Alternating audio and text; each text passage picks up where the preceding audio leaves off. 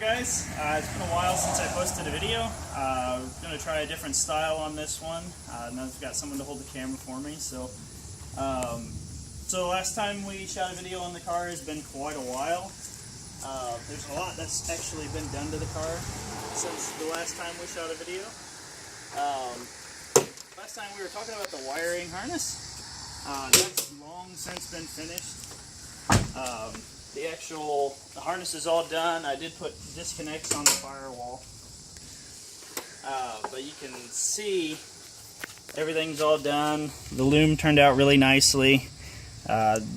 Really just couldn't be a whole lot happier with the results. My firewall disconnects turned out really well. Made the plate down here for these to mount to, cut the hole in the firewall, and everything went fairly well.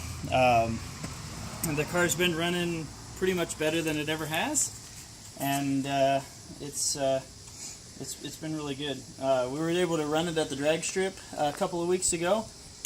Best time it put down was 12.9 at 109 miles an hour, so that's not too bad for what's essentially a stock turbo car. Made quite a few other parts for the car since the last time you saw it. I can't remember if I talked about it or not, but I actually killed my rear differential last fall, and so that was one of the big things I needed to fix this year. Well, I sent the rear diff that I had off to Team Rip Engineering, or TRE, and had him do a full build on it. So it's got the billet side cover and the 12-plate LSD upgrade on it, and that's all done. So the rear diff, he said, is pretty much good for a 7-second quarter mile. Not that this car is ever going to be that fast, but that it is something that is done. Still kind of chasing a couple of little issues with the car. I made a coil on plug conversion for it. Made the plate and the wiring harness myself. I need to retape a couple of things on here, but overall it works really well. I changed up my map sensor setup. Before, on the stock Evo 4 manifold, there's a barb fitting right here, and I had a right angle. I had the map sensor sitting here. I decided that I would go ahead and remove that barb and drill and tap this and just plumb the map sensor straight into the manifold, and that helped a little bit with the response times and whatnot. I had to remove the throttle body to be able to get to this, to keep metal flakes from falling into the engine. So while I was in there, I went ahead and put a torque solution phenolic throttle body gasket on. So that's a nice little upgrade. Let me see. Oh, I made a heat shield for my cam angle sensor.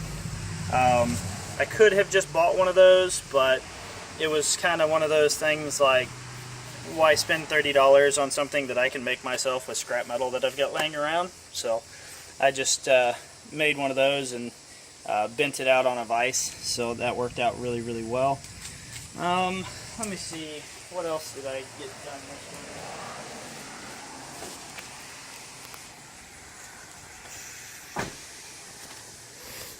So, I put a clear cam gear cover on the cam gears. That's finally all sealed in and done up nice.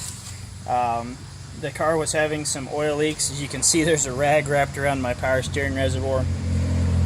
A lot of my oil leaks that I was struggling from was this cap was leaking, and it still is. So just temporarily, until I can get a new one of these reservoirs, I've just taped or zip tied a rag around it. So that actually keeps the car oil leak free. I haven't had a spot on the floor underneath it in weeks, so that's really good. What else do we do? I think that's more or less it. The front bumper is in the paint shop right now, so hopefully that'll be done here shortly. And as soon as that's finished, the rear bumper will be going in for paint right after. But I mean, it's running pretty amazing. There's only just little things left to do to it, and it'll more or less be a finished product. So I'm gonna start it up for you guys here, and let's hear it.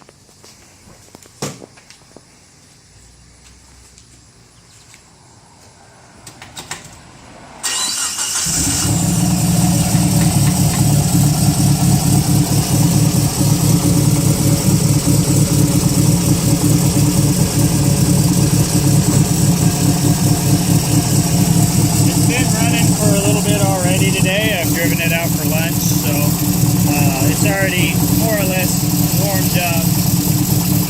So if we show you the launch control, don't worry, it's not a cold engine.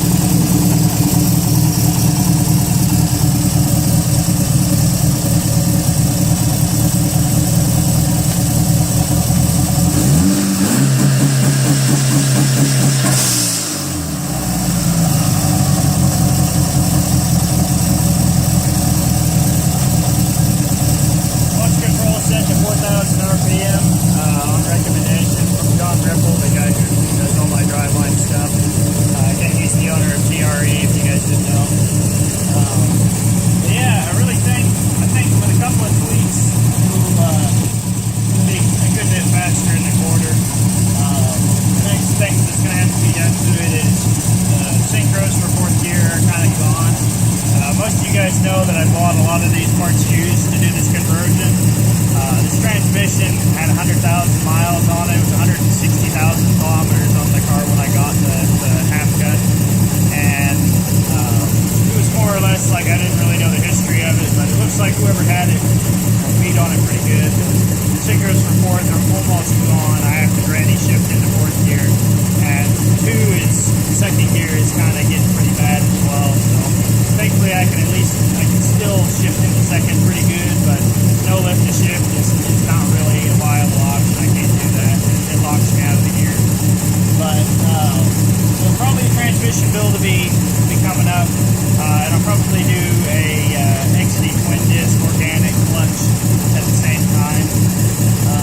Once those couple of things are done, I think it'll be ready for its turbo upgrade. So I'll go ahead and keep that under wraps for now, but that'll be something coming up here in the next couple of years. Again, like this car is not I want it to be done right now kind of thing, so I'm not going to spend a ton of money on it all at once. Planning on getting married in February, so most of the money's going towards that. Kind of looking at a house, so we'll see. Maybe I'll have a different garage to shoot videos in here in the next year. So, but yeah, I mean, if we walk around the car, you can see that it's in pretty good shape. I mean, the fenders are looking great. The body of the car is just looking pretty good. Since we got the side skirts painted and the